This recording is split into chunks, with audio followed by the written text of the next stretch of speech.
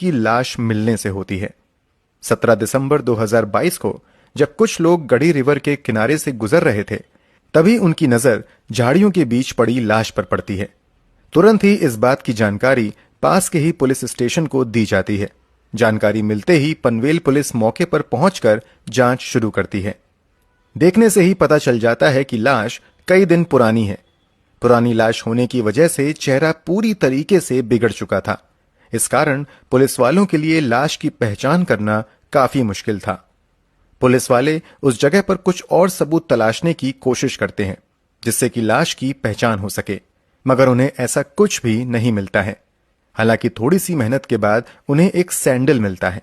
इस सैंडल को पुलिस वाले लड़की की सैंडल मानकर सबूत के तौर पर अपने कब्जे में ले लेते हैं। पुलिस वालों के लिए सबसे पहला काम था लाश की पहचान करना, इसलिए लाश की तस्वीर आसपास के सभी पुलिस स्टेशन में भेज दी जाती है। इसके अलावा महाराष्ट्र के अलग अलग पुलिस थानों में हाल के दिनों में दर्ज हुई लड़की की मिसिंग रिपोर्ट के बारे में भी जानकारी इकट्ठा की जाने लगती है। काफी कोशिशों के बाद भी लड़की की पहचान नहीं हो पाती है। कुछ मिसिंग रिपोर्ट भी मिलती हैं जो हाल के दिनों में ही अलग अलग थानों में दर्ज हुई थीं, मगर उसका हुलिया लाश से नहीं मिल रहा था। इसलिए अब पुलिस वाले लाश के पास से बरामद सैंडल की मदद से लड़की की पहचान करने की कोशिश करते हैं।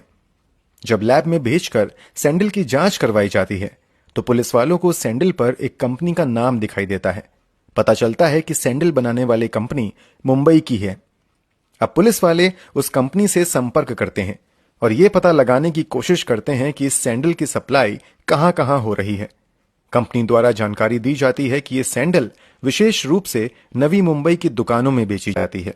खासतौर से इस सैंडल की सप्लाई वासी, मुंबई और पनवेल के कुछ दुकानों में की जाती है। अब पुलिस की एक एक टीम सभी संभावित दुकानों पर भेजी जाती है। सभी दुकानों पर जाकर पुलिस वाले लाश की तस्वीर दिखाते हुए दुकान वालों से पूछते हैं कि क्या हाल के दिनों में ये लड़की सैंडल खरीद कर ले गई है। पनवेल और मुंबई की दुकानों में तो पुलिस वालों को कोई कामयाबी नहीं मिलती है, मगर वासी का एक दुकानदार कहता है कि कुछ हफ्ते पहले मैंने एक लड़की को एक सैंडल बेचा था। दुकान से ये क्लू मिलने के बाद पुलिस वाले उस दुकान की सभी पुरानी सीसीटीवी फुटेज खंगालने का फैसला करते हैं। कई घंटों की कड़ी मेहनत के बाद पुलिस वाले पाते हैं कि 6 दिसंबर को एक लड़की वही सैंडल खरीदती हुई सीसीटीवी में कैद हुई है। सीसीटीवी में लड़की के साथ एक लड़का भी दिखाई देता है। पुलिस वालों के लिए यह एक बड़ा ब्रेक थ्रू था।